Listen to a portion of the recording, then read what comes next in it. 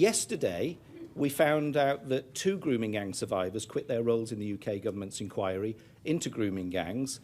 Fiona Goddard and Eliane Reynolds resigned from the inquiry's Victims and Survivors Liaison panel in protest because they said that the 2 shortlisted chairs of the inquiry both had backgrounds in policing and social services, and that was evidence, and I quote, of a disturbing conflict of interest, because these services had, and I quote the victims again, contributed most to the cover-up of the national mass rape and trafficking of children. They complained that the inquiry has become less about truth and more about cover-up.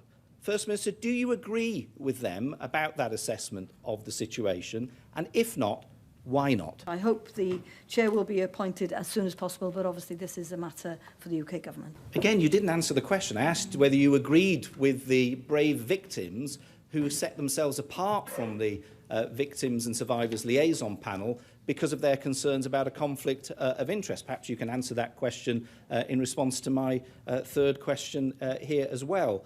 Because the truth is, First Minister, that there doesn't seem to be any sense of urgency from you or your Welsh Government on this matter. You wrote to me back in June to say that you were setting up your own victim and survivors reference group here in Wales as part of your strategy for preventing and responding to child sexual abuse here in Wales. And yet here we are 4 months later, yet according to Emily Vaughan, the brave victim in Wales who's spoken out about her experiences, that group, that reference group that you promised to set up back in June hasn't met a single time. And this is in spite of the fact that there have been yet further arrests this summer in relation to sexual exploitation of children by gangs in North Wales, this time in Rhyl. Can you tell us, First Minister, why hasn't this group met?